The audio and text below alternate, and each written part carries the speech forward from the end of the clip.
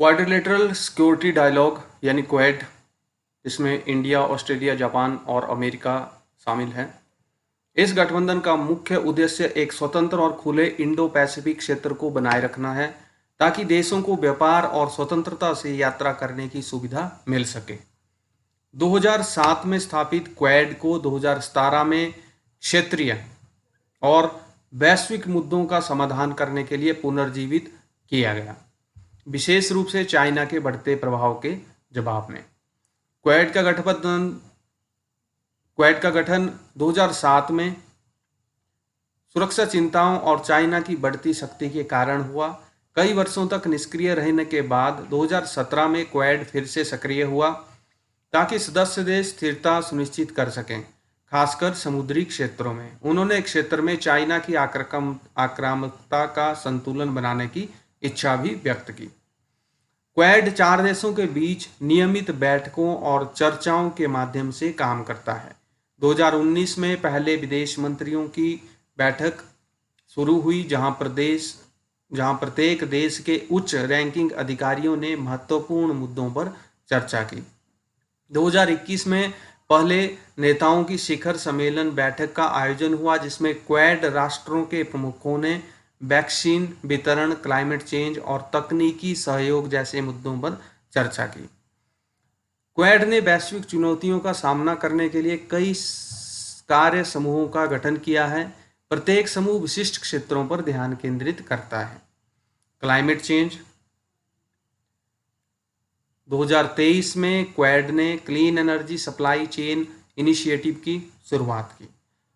Critical and emerging technologies, इसका उद्देश्य संचार और सुरक्षा के लिए महत्वपूर्ण तकनीकी आपूर्ति श्रृंखलाओं की सुरक्षा करना है। इसमें ओपन रैन पायलट जैसे प्रोजेक्ट शामिल हैं। साइबर सिक्योरिटी, यह समूह इंडो पैसिफिक में डिजिटल सुरक्षा को सुधारने पर काम करता है, खासकर साइबर हमलों से महत्वपूर्ण बुनियादी ढांचे की रक्षा करने के लिए। हेल्थ सिक्योरिटी, प्रारंभ में वैक्सीन पर ध्यान केंद्रित करने के बाद यह समूह स्वास्थ्य संकटों से निपटने में देश की मदद करने का प्रयास करता है। इंफ्रास्ट्रक्चर डेवलपमेंट, क्वाड क्षेत्र में उच्च गुणवत्ता के बुनियादी ढांचे के निर्माण को बढ़ावा देता है। स्पेस कॉपरेशन, क्वाड उपग्रह डेटा साझा करने में सहयोग करता है जो जलवायु जोखिम की निगरानी में मदद करता है।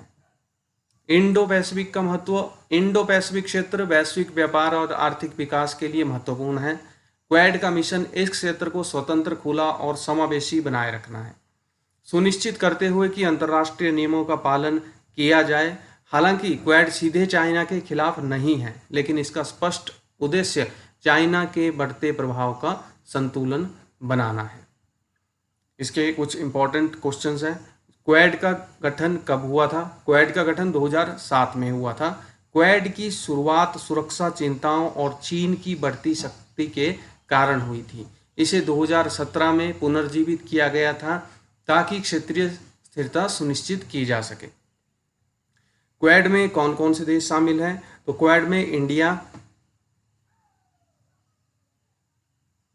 ऑस्ट्रेलिया, जापान और अमेरिका शामिल हैं। ये चारों देश मिलकर एक स्वतंत्र और खुले इंडो पैसिफिक क्षेत्र को बनाए रखने में प्रयास कर रहे हैं जिससे वैश्विक व्यापार में कोई रुकावट न आए। क्वेड का मुख्य उद्देश्य इंडो पैसिफिक क्षेत्र में स्वतंत्रता और स्थिरता को बनाए रखना है। क्वेड के प्रमुख कार्य समूहों में एक कौन सा है? तो वो है क्लाइमेट चेंज। यह समूह स्थायी ऊर्जा के उपयोग को बढ़ावा देने और जलवायु संकटों से निपटने के लिए प्रयासरत हैं। 2023 में clean energy supply chain initiative की शुरुआत की गई थी। क्वेड में स्वास्थ्य सुरक्षा का क्या उद्देश्य है? स्वास्थ्य सुरक्षा का उद्देश्य देशों को स्वास्थ्य संकटों का सामना करने में मदद करना है। प्रारंभ में वैक्सीनेशन पर ध्यान केंद्रित करने के बाद यह समूह स्वास्थ्य प्रणालियों को बेहतर बनाने पर भी ध्यान दे रहा है। क्वेड की पहली नेताओं की शिखर बैठक कब हुई थी? तो पहले जो शिखर बैठक हुई थी 2021 में हुई थी। इस बैठक में चारों देशों के प्रमुखों ने वैश्विक मुद्दों जैसे वैक्सीन वितरण और जलवायु परिवर्तन पर चर्चा की थी। तो जैसे क्वेड QUAD इसके जो कंट्रीज हैं ये उनका फर्स्ट वर्ड नहीं लिया गया है। क्वाड में जो कंट्रीज हैं वो है इंडिया, ऑस्ट्रेलिया, जापान और अमेरिका। तो IAJA ऐसे बनता है। तो क्वाड की जो फुल फॉर्म है, इसका एक मिशन के साथ क्वाड को स्थापित किया गया था ताकि जो चाइना की जो आक्रामकता है उसको कंट्रोल में किया जा सके। तो क्वाड्रिलेटरल सिक्योरिटी डायलॉग।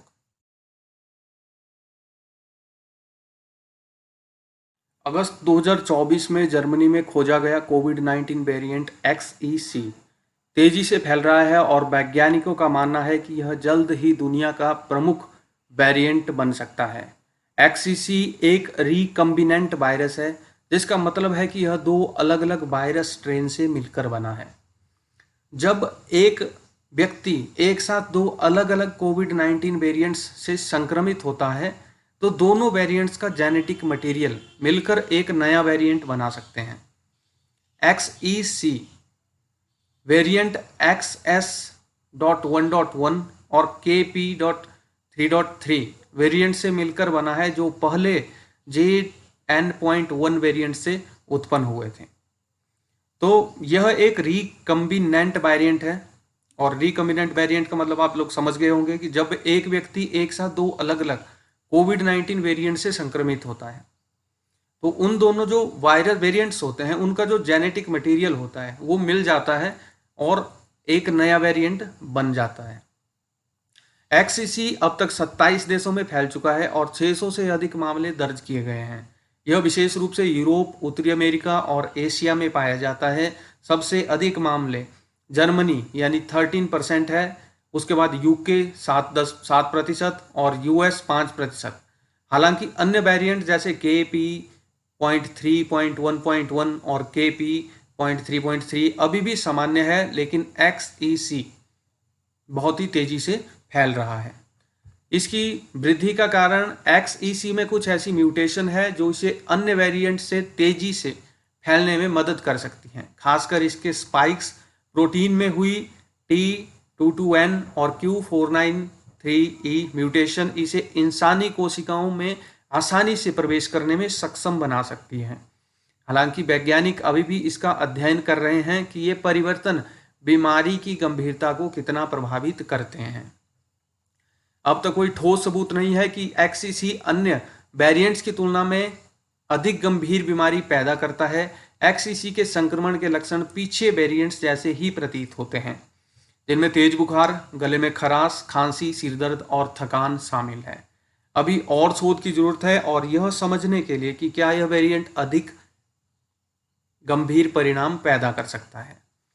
विभिन्न देशों में कोविड-19 से निपटने के लिए वैक्सीनेशन अब भी बहुत ही महत्वपूर्ण है।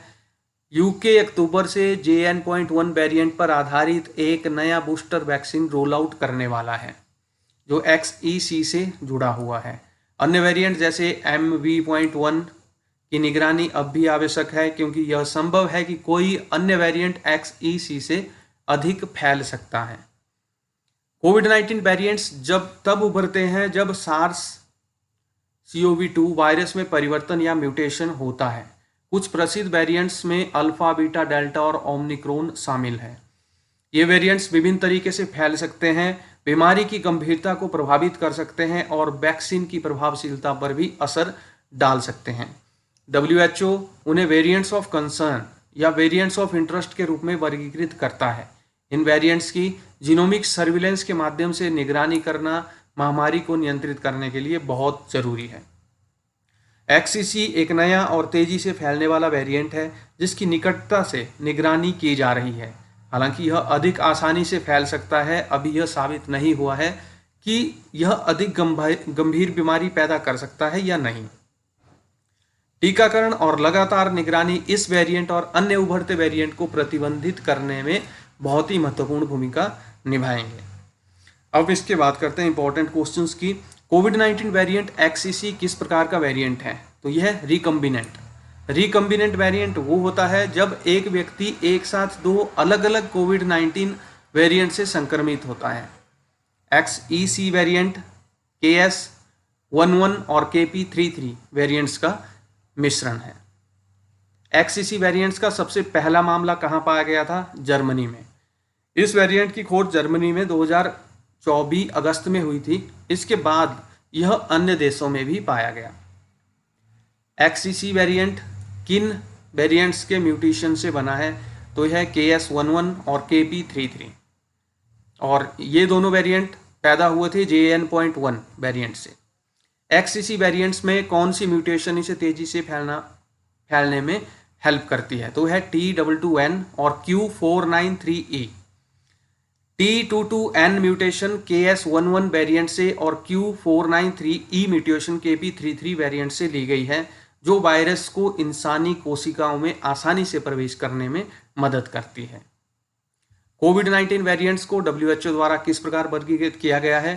तो ये किया गया है वेरिएंट्स ऑफ कंसर्न या वेरिएंट्स ऑफ इंटरेस्ट के रूप में।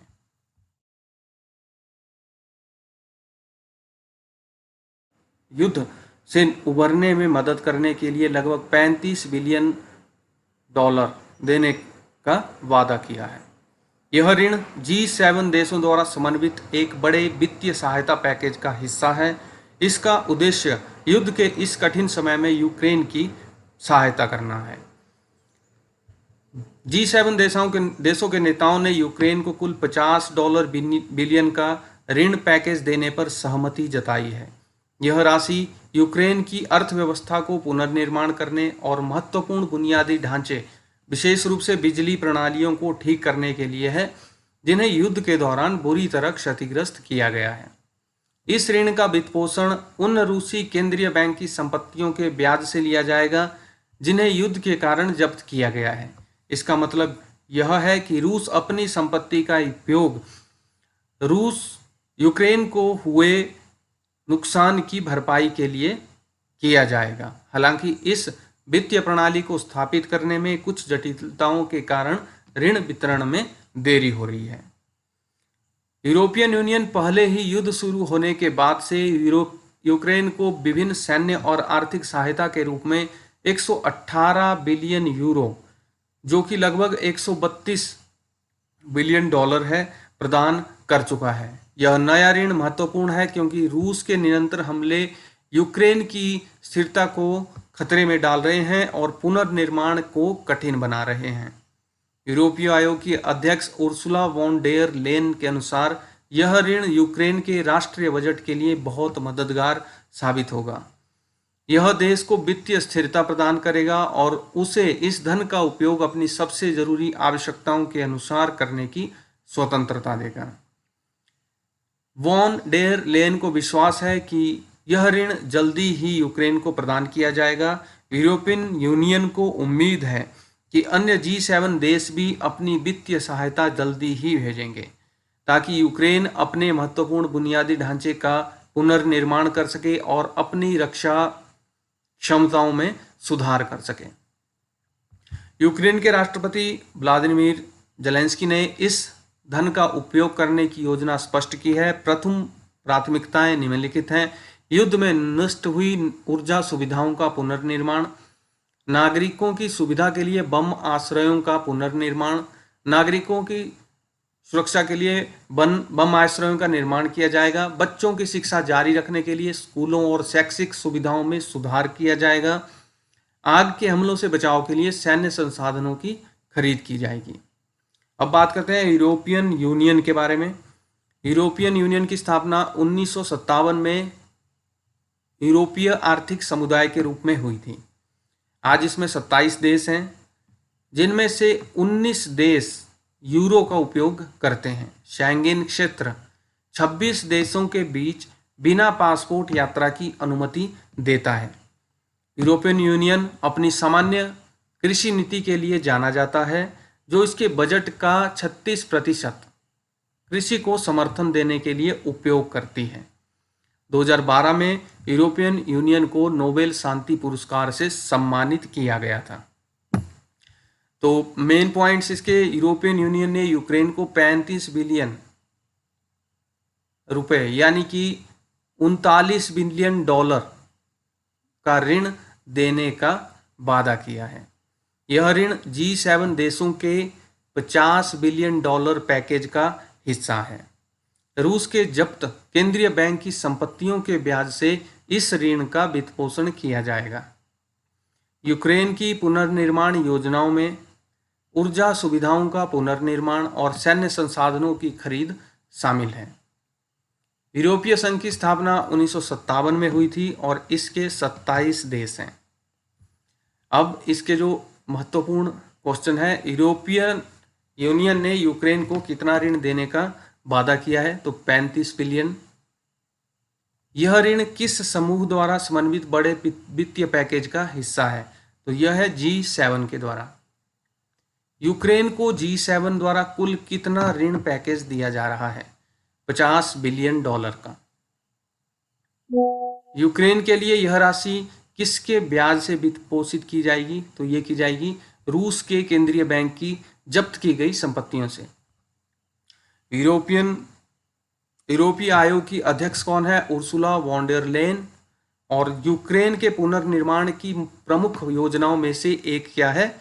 नष्ट हुई ऊर्जा सुविधाओं का पुनर्निर्माण। यूरोपियन यूनियन की स्थापना 1957 में। और यूक्रेन को किस वर्ष रूस के साथ युद्ध की शुरुआत के बाद सहायता दी जा रही है? 2022। यूरोपीय बजट, यूरोपियन संघ यानी यूरोपियन यूनियन के बजट का सबसे बड़ा हिस्सा किस क्षेत्र में खर्च होता है? तो है कृषि में। और यूरोपियन यूनियन में कौन सा प्रमुख अंतर्राष्ट्रीय पुरस्कार जीता है? नोबेल शांति पुरस्कार 2012 में।